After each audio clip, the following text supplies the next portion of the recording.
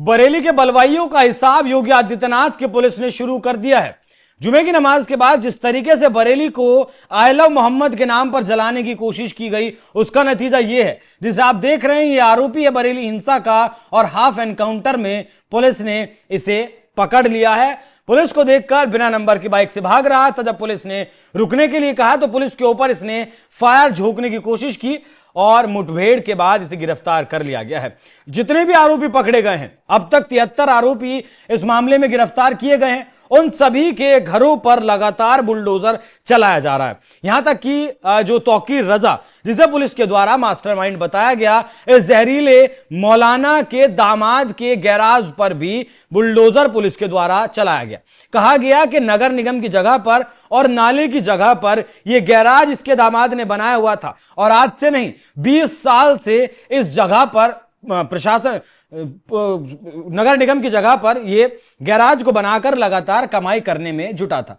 आपने देखा है किस तरीके से ये जहरीला मौलाना जो है, मौलाना तौकीर रजा, लगातार बयानबाजी करता है, उत्तर प्रदेश की फिजा को बिगाड़ने की कोशिश करता है। इससे पहले भी इसके द्वारा ऐसी कई कोशिशें की गई हैं। इससे पहले भी जुमे की नमाज के बाद इसने लोगों को भड़काने की कोशिश की थी, लेकिन इस बार पुलिस के हत्थे ये मौलाना चढ़ गया, क्योंकि आई लव मोहम्मद के नाम पर जो विवाद शुरू हुआ 4 सितंबर के दिन, सबसे पहले उत्तर प्रदेश के कानपुर से विवाद शुरू हुआ, उसके बाद ये उन्नाव पहुंचा, उन्नाव से देवभूमि उत्तराखंड पहुंचा, वहां से महाराष्ट्र पहुंचा और महाराष्ट्र से ये फिर उत्तर प्रदेश पहुंचा। बरेली में हिंसा हुई, बरेली के बाद मऊ में हिंसा हुई। लेकिन ये लोग शायद बार बार भूल जाते हैं जिस तरीके से पिछले साल कानपुर में हिंसा हुई थी, वहां किस तरीके से आरोपियों को सबक सिखाया गया था। सीएए के दौरान जब विरोध करने की कोशिश की गई थी, दंगा भड़काने की कोशिश की गई थी, कैसे योगी आदित्यनाथ की सरकार ने पोस्टर लगाकर उनकी पहचान की थी। वसूली भी की जाती है इनसे, अभी वसूली वाला एंगल तो इस पूरे मामले में आना बाकी है। फिलहाल आप सुनिए, बरेली के एसएसपी ने इस पूरे मामले पर तफसील से प्रेस कॉन्फ्रेंस की और बताया किस तरीके से उससे पिछली रात को लगभग 3:30 बजे तक कैसे यहां व्हाट्सएप पर कॉल्स किए गए और मैसेज सर्कुलेट किया गया, जिससे कि अगले दिन के लिए भीड़ को तैयार किया जा सके। सुनवाइएगा जरा। 2 लोग जेल गए हैं, फरत और फरमान, जो फाइक एनक्लेव में रहने वाले हैं। फरत और फरमान का बहुत महत्वपूर्ण रोल था अगले दिन सुबह वीडियो को सर्कुलेट करने में।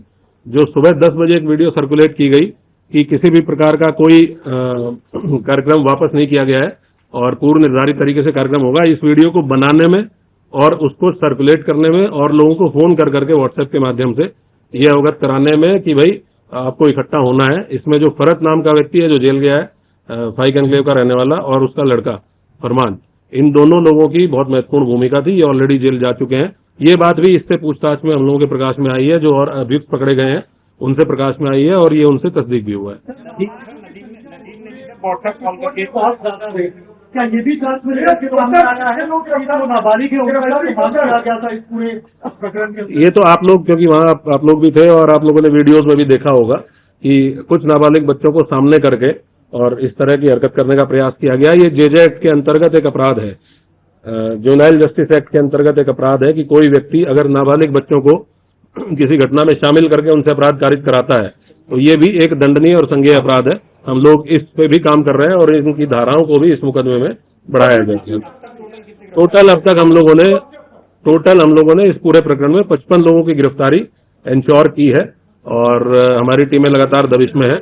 बहुत जल्दी और भी लोग गिरफ्तारी और लोगों की भी गिरफ्तारी सुनिश्चित की जाएगी। नदीम व्हाट्सएप कॉलिंग के जरिए लोगों को कितनी व्हाट्सएप कॉलिंग नदीम के फोन से मिली है और मौलाना के फोन से मिली है? लगातार सभी लोग आपस में व्हाट्सएप कॉल के माध्यम से संपर्क में थे।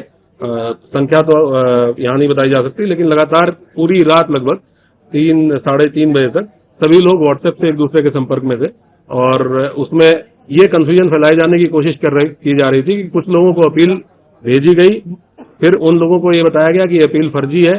तो ये कंफ्यूजन बेसिकली पब्लिक में क्रिएट करने की कोशिश की गई कि जो अपील जारी की गई थी वो जेन्युइन नहीं है, जबकि वो अपील इन्हीं के द्वारा साइन करके पुलिस प्रशासन को दी गई।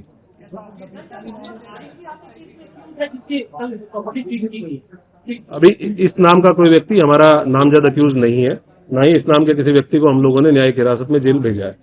बाकी जो अज्ञात व्यक्ति हैं उनके संबंध में पड़ताल और विवेचना हमारी की जाती है।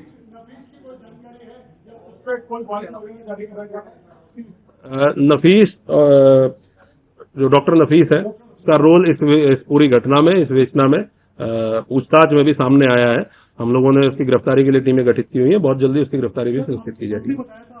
भी बरामद हुआ था, इतने सारे रिसोर्सेज को प्रोवाइड करने के लिए बैक कौन कर रहा था, इनकी फंडिंग कौन कर रहा था, इसकी क्या जांच आप लोग? ये हम लोग जितने भी अभियुक्त जिनसे पूछताछ की जा रही है, और उसमें विशेषकर ऐसे लोग जो प्रमुख लोगों में से थे इस पूरे प्रोटेस्ट को ऑर्गेनाइज करने में, उनसे हम लोग पूछताछ कर रहे हैं। जैसे जैसे और लोग गिरफ्तार होंगे तो और बाकी चीजें भी क्लियर होंगी कि इसके संबंध में फाइनेंशियल ट्रांजैक्शन किसने की थी, अगर कोई रिसोर्सेज प्रोवाइड किए गए थे तो किसके द्वारा किए गए थे।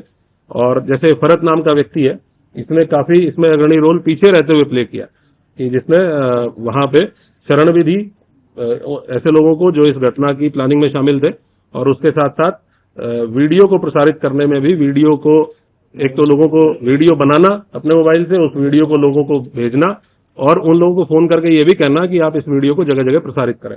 तो ये भी कल गिरफ्तार होगी संख्या है।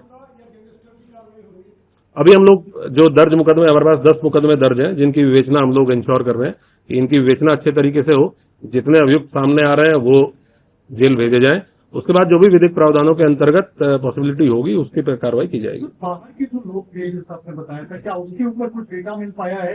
कितने लोग बाहर से आए थे भीड़ में शामिल हुए? हम लोगों के पास इंटेलिजेंस से भी इनपुट है, हम लोगों के जो अपने एसओजी सर्विलांस टीमें होती हैं उनसे भी इनपुट है। कुछ लोग हमने आइडेंटिफाई किए हैं बाहर के लोग जो मौके पे इस घटना में उस भीड़ में शामिल थे।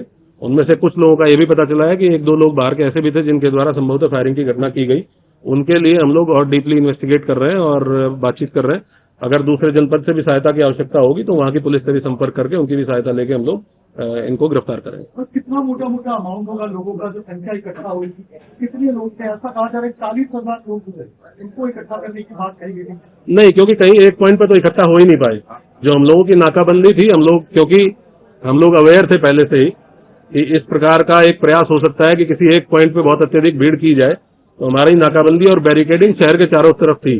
और इसीलिए आपने देखा होगा कि शहर के किसी भी पॉइंट पे, सिंगल पॉइंट पे भीड़ को मर्ज नहीं करने दिया गया। अगर भीड़ एक जगह पे मर्ज होती है तो भीड़ बहुत ज्यादा संख्या हो जाती है। तो हमारे पास जो भी बैरिकेडिंग पे राजपत्रित अधिकारी जीओज लगे थे, उन्होंने अलग अलग पॉइंट्स पे रोका और इसीलिए 10 एफआईआर दर्ज हुई है कि अलग अलग 10 पॉइंट्स पे पुलिस के साथ पुलिस के ऊपर पथराव या सरकारी कार्य में बाधा डालने का काम किया गया। तो इसीलिए इन 10 पॉइंट्स पे एफआईआर हुई है। सिंगल पॉइंट कोई ऐसा नहीं था जहां पूरी भीड़ को मर्ज करने को अलाउ करने दिया गया। और हम लोगों को इसलिए बिल्कुल हम लोग दृढ़ संकल्पित थे कि किसी भी कंडीशन में इस भीड़ को हम किसी सेंट्रल पॉइंट पे, चाहे वो इस्लामिया ग्राउंड हो चाहे कोई और अन्य पॉइंट हो, हम सेंट्रल पॉइंट पे इस भीड़ को नहीं पहुंचने देंगे। इन्वेस्टिगेशन में ये भी निकल के सामने है, पुलिस को टारगेट किया गया था। पुलिस के जो लोग आए हुए हैं, क्या किसी जो एफआईआर है उसमें इस बात का मेंशन है कि पुलिस के ऊपर जब पुलिस ने रोका था तो पुलिस को उन्होंने कहा था कि तुम लोग पीछे हट जाओ वरना पहले बहुत बुरा होगा। तो क्या पुलिस को टारगेट करने का इन्होंने प्लान किया था? ऐसा भी क्या?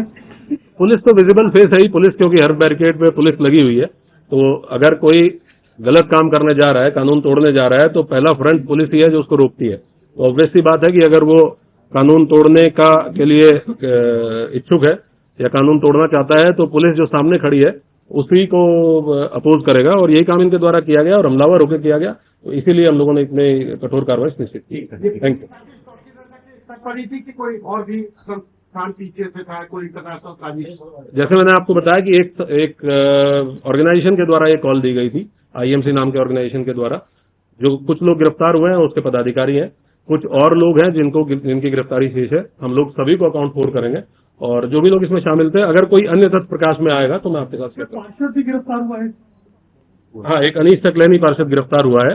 वो भी इनकी पार्टी का एक प्रमुख चेहरा था, अहम चेहरा था। और उसके द्वारा भी वो हम लोगों ने शेयर भी किया है कि उसके द्वारा भी रात के टाइम एक पर्ची सर्कुलेट की गई जिसमें लोगों से आह्वान किया गया कि अधिक से अधिक संख्या में इस्लामिया ग्राउंड पे पहुंचे। ये तो हम लोग इन्वेस्टिगेट करेंगे और इन्वेस्टिगेशन में जो भी आएगा आपके साथ शेयर करेंगे। 28 लोग टोटल गिरफ्तार किए गए। 15 है ना कोतवाली में, 14 सॉरी 14